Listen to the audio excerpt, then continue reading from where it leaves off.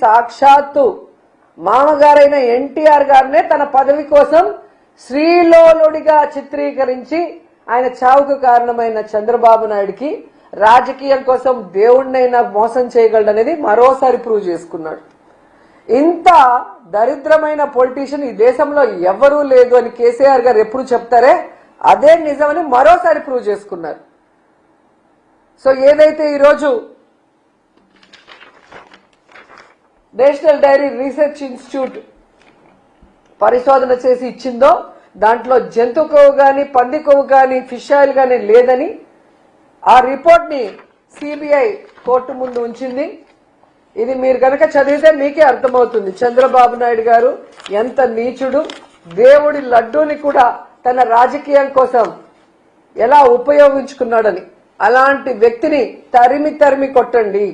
అలాంటి వాళ్ళు రాజకీయంలో ఉంటే మన ధర్మాలు భ్రష్టు పట్టిపోతాయి, మన రాష్ట్రం భ్రష్టు పట్టిపోతుంది, మన ప్రజలకి సుఖశాంతులు లేకుండా పోతాయి. మనం చూసారు కదా, ఒక వెల్ఫేర్ లేదు, ఒక డెవలప్మెంట్ లేదు, ఎంతసేపు అబద్ధాలు. లేదా జగన్మోహన్ రెడ్డి గారి మీద వైఎస్ఆర్సీపీ మీద బురద జల్లడం తప్ప మరో కార్యక్రమం లేదు అని ఈ 2 ఏళ్ల కాలంలో అందరూ పూర్తిగా అర్థం చేసుకున్నారు.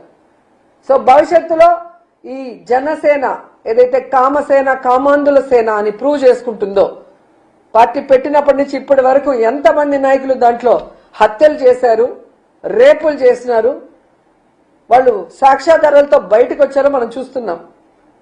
అంటారు కదా యదా రాజా తదా సేన. సో తెలుగుదేశంలో అలాగే ఉంది, జనసేనలో అలాగే ఉంది.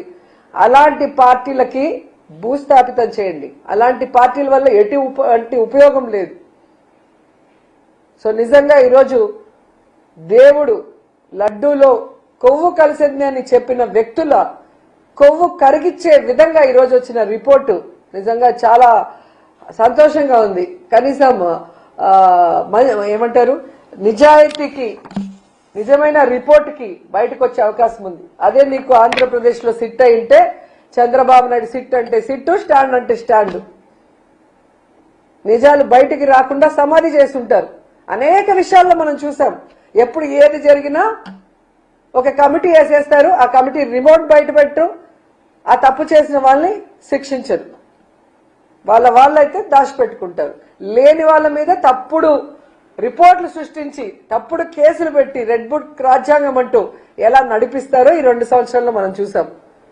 సో ఇలాంటి చంద్రబాబు నాయుడు, పవన్ కళ్యాణ్ లాంటి వ్యక్తుల్ని నేపాల్లో ఎలా అయితే తరిమి తరిమి కొట్టారో అలా తరిమి తరిమి కొట్టమని ఈ రాష్ట్ర ప్రజలకి, యువతకి పిలుపునిస్తున్నాం. మళ్ళీసారి వీళ్ళు తప్పు చేయకుండా చూసుకోండి. హిందుత్వ సంఘాలు కూడా ఈ అంశం పైన స్పందించాల్సిన అవసరం ఉందంటారు. స్వామీజీలు కూడా ఈ విషయం పైన స్పందించాల్సిన అవసరం. నిజంగా పీఠాధిపతులు ఎవరైతే ఆ రోజు మాట్లాడి మాటలు ఉన్నాయో, బీజేపీలో కొంతమంది ఏదో జరిగిపోయిందని మాట్లాడారు, వాళ్ళు నిజమైన భగవంతుడి భక్తులు, హిందుత్వ ధర్మాన్ని కాపాడే ప్రతి ఒక్కరు కూడా ఈరోజు బయటకు రండి, తిరుమలకు రండి. టికెట్లు కావాలంటే మేము కొనిస్తాం. ట్రైన్లో వచ్చి భజనలు చేసిన వాళ్ళకి వచ్చి మాట్లాడండి. తప్పు జరిగిపోయిందని మాట్లాడారు కదా, తప్పు జరగలేదని ఆ రోజు నుంచి మేము చెప్తున్నాం. ఈరోజు తప్పు జరగలేదని ప్రూవ్ అయింది, రిపోర్ట్ వచ్చింది, క్లియర్ కట్ గా రిపోర్ట్ ఉంది. ప్రతి పేజీని చదవండి, ప్రతి అంశాన్ని పరిశీలించండి. తప్పు చేసింది చంద్రబాబు నాయుడు, పవన్ కళ్యాణే తప్ప జగన్మోహన్ రెడ్డి కాదు. జగనన్న ఉన్నంత వరకు ఈ రాష్ట్రంలో కాదు, బయట రాష్ట్రాల్లో కూడా టీటీడీ ద్వారా ఎన్ని టెంపుల్స్ కట్టించాం. ఈ రాష్ట్రంలో టెంపుల్స్ అన్ని ఎలా రెనోవేట్ చేశాం పాతవి.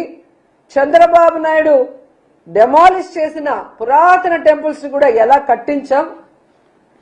హిందుత్వానికి ఎంత గౌరవం ఇచ్చారు జగన్మోహన్ రెడ్డి గారు. జగనన్న సీఎంగా ఉన్నప్పుడు తిరుమల లడ్డు ఎంత క్వాలిటీని పెంచారు అనేది తెలుసుకోండి. తెలుసుకొని ఈరోజు వచ్చి చంద్రబాబు నాయుడు, పవన్ కళ్యాణ్కి గడ్డి పెట్టండి, వాళ్ళ నోళ్లు పినాయిలతో కడగండి అని కూడా ఈ సందర్భంగా తెలియజేసుకుంటున్నాను.